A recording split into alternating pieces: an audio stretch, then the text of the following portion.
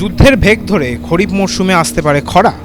Iran ইসরায়েলের যুদ্ধে পেটের ভাত মারা যেতে পারে দেশের কৃষকদের। কৃষিকাজের পৌষ মাসে এমনটাই আশঙ্কার কথা বলছেন বিশেষজ্ঞরা। নেতানিয়াহুদের লড়াইয়ের খেসারত দেশের কৃষকদের দিতে হতে পারে বলেই উদ্বেগ প্রকাশ করছেন তারা। পরিস্থিতি মোকাবিলায় কতটা প্রস্তুত নয়াদিল্লি? 2রা মার্চ হরমুজ প্রণালী বন্ধ করে দিয়েছে তেহরান। স্বাভাবিকভাবেই প্রথম শঙ্কার জায়গা তৈরি হয়েছিল জ্বালানি নিয়ে, কারণ বিশ্বে ব্যবহৃত অপরিশোধিত তেলের 20% সরবরাহ হয় এই পথেই। কিন্তু শুধুই তেল নয়, এই হরমুজ প্রণালী দিয়েই দেশের মোট আমদানির 40% ফার্টিলাইজার বা রাসায়নিক সার আমদানি করে ভারত। সামনেই খরিফ মরশুম, নতুন করে শস্য বসানোর সময়। এই আবহে সারের অভাব আশঙ্কার থেকে তো কম নয়। হরমুজ হয়ে মূলত ইউরিয়া, ডি অ্যামোনিয়াম ফসফেট এবং এনপিকে কম্পাউন্ড জাতীয় ফার্টিলাইজার আমদানি করে ভারত। সুতরাং হরমুজ যে ভারতের কৃষি ব্যবস্থার গুরুত্বপূর্ণ ভূমিকা পালন করে তাতে কোনো সন্দেহই নেই।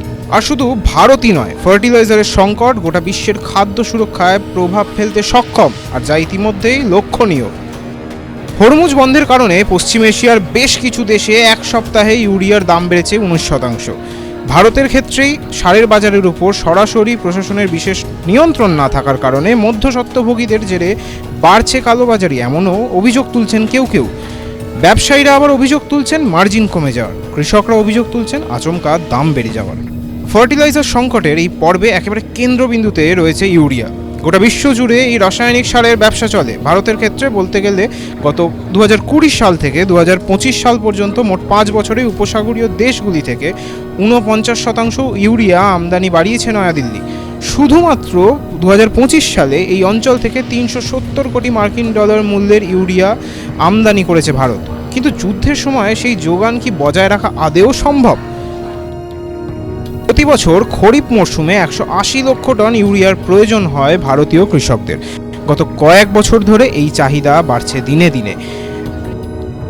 কিন্তু যুদ্ধ পরিস্থিতিতে তা মেটাবে কে? পিআইবি জানিয়েছে, খরিফ মরশুমে উত্তর ভারতের কৃষিভিত্তিক রাজ্যগুলিতে ইউরিয়ার যোগান বজায় রাখতে বেশ কয়েকটি আন্তর্জাতিক চুক্তি স্বাক্ষর করেছে কেন্দ্র, যার মাধ্যমে এই পর্বে সৌদি আরব থেকে বার্ষিক 31 লক্ষ টন, রাশিয়া থেকে 30.10 লক্ষ টন এবং মরক্কো থেকে 25 লক্ষ টন সার আমদানির ব্যবস্থা করা হয়েছে। ফার্টিলাইজার আনা হবে চীন থেকেও। ABP live.